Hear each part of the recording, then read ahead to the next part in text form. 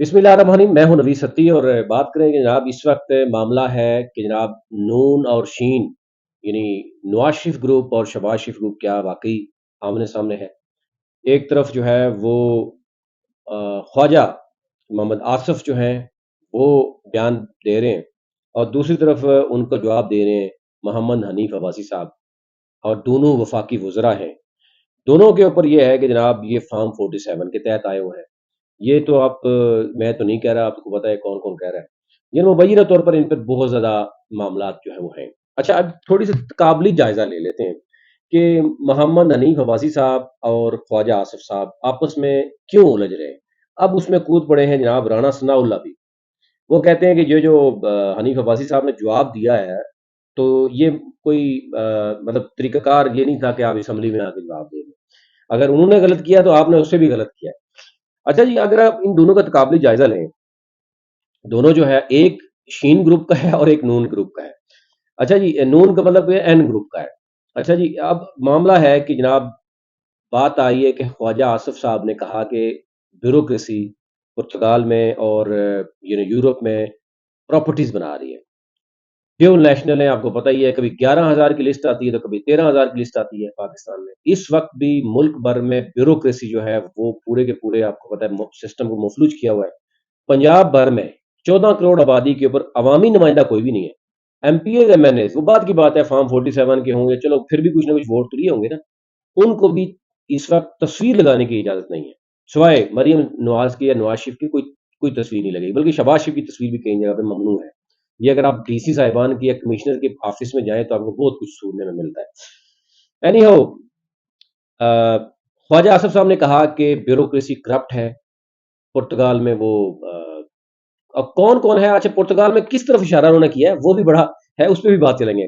اور دوسرا انہوں نے زیڈ کے بھی جو کمپنی ہے جس نے میٹرو بنائی ہے، نہ صرف اسلام آباد پنڈی کی، پھر لاہور اور پھر ملتان، اب اس میں جو ہے ان معاملات میں کہا جا رہا ہے کہ پھر جو حنیف عباسی صاحب ہیں ان کو خود غصہ آیا، اور اب خواجہ آصف صاحب کو سمجھا جا رہا ہے کہ وہ نواز شریف کی ٹیم کے ہیں، اور حنیف عباسی صاحب کو سمجھا جا رہا ہے کہ وہ شہباز شریف صاحب کے قریب ہیں، اور شہباز شریف صاحب کے قریبی ہیں ہی ہیں تو اس وقت وہ ان کے پاس وزارت ہے، اس میں دوسری رائے بھی نہیں ہے کافی حد تک۔ چلو اچھا جی، نواز شریف صاحب کے خواجہ صاحب جو ہیں وہ نواز شریف صاحب کے کلاس فیلو بھی ہیں، اور پھر جو ہے وہ جب بھی مطلب نواز شریف کا معاملہ آیا تو خواجہ آصف یعنی آپ اسے سمجھیں کہ جب بھی نون لیگ اقتدار میں تو خواجہ آصف لازمی جو ہے نا کسی نہ کسی رول میں رہے، آلدو کہ پچھلی دفعہ انہوں نے کنٹروورشل گفتگو کی تھی کہ جب وہ ہار رہے تھے تو رات کا ٹائم تھا تو باجوہ صاحب کو انہوں نے کال کی بات سے، پھر انہوں نے کہا جی 2019 میں باجوہ صاحب نے ہمیں کہا تھا کہ تیار رہیں، ہم تیار کرنے لگے ہیں، ابھی پھر انہوں نے باتیں بہت سی کی ہیں، اور بھی بہت سی چیزیں ہیں جو، لیکن اینی ہو وہ شروع سے ہی یعنی نواز شریف کے کلاس فیلو ہیں اور شروع سے ہی ایک ہی پارٹی میں چلتے آ رہے ہیں۔ حنیف عباسی صاحب آپ کو پتا ہے کہ لاہور سے راول پنڈی آئے، ایم ایم اے کا حصہ تھے، اور یعنی جماعت اسلامی سے مسلم لیگ نون میں انہوں نے جناب اپنے آپ کو یعنی ہجرت کر کے آ گئے جناب۔ پھر اس کے بعد مطلب شروع سے ہی حنیف عباسی صاحب فرنٹ فٹ پہ ہر طرف سے کنٹروورشل گفتگو اور بہت سی چیزیں چلتی رہی ہیں۔ حنیف عباسی صاحب پر ایک آپ کو پتا ہے کہ مبینہ طور پر قتل کا مقدمہ بھی بن گیا، جس میں یہ کہا جا رہا ہے کہ اس وقت کی جو وزیر ریلوے تھے شیخ رشید، انہوں نے ملک ریاض یعنی چیئرمین بیریا ٹاؤن اس سے مقتول پارٹی کو صلح کے لیے 1 کروڑ روپے مبینہ طور پر ڈلوایا۔ یہ ایک بہت بڑا معاملہ تھا حنیف عباسی صاحب کے لیے، اور اس کیس میں سے نکلوایا۔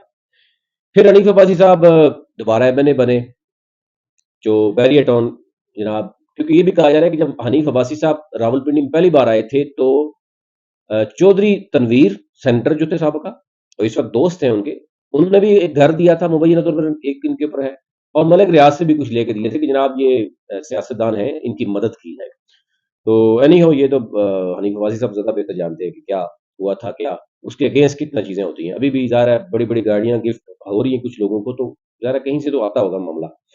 اچھا یہ ایم این اے بنے تو ملک ریاض حسین اس وقت کے وزیر اعظم اور موجودہ چیئرمین سینٹ جو ہے یوسف رضا گیلانی، اب یہ کہا جا رہا ہے کہ یہ ان کی سفارش پر ایفی ڈرین کا کوٹا ان کو دلوایا گیا۔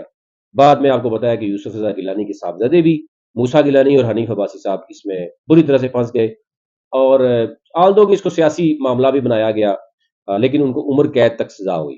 ایفیڈرین کا معاملہ بڑا دیر تک چلتا رہا، پھر اب آ کے وہ اپنے آپ کو کلیئر کر پائے. اسی کے ساتھ ساتھ جناب اب یہ بھی کہا جا رہا ہے کہ جب یہ ایفیڈرین کا معاملہ تھا تو ملک ریاض حسین نے پھر بڑا رول پلے کیا اس میں. جنرل فیض حمید کہا جا رہا ہے کہ ان کو بھی سفارش کی گئی، اور پھر حنیف عباسی صاحب وہاں سے توبہ کر کے انہوں نے کہا جی نیکسٹ ٹائم میں کبھی بھی جو میرے اندر تھوڑا بہت اینٹی اسٹیبلشمنٹ کی میرے حوالے سے کوئی گفتگو ہے تو آپ بالکل نہیں آگے کریں گے.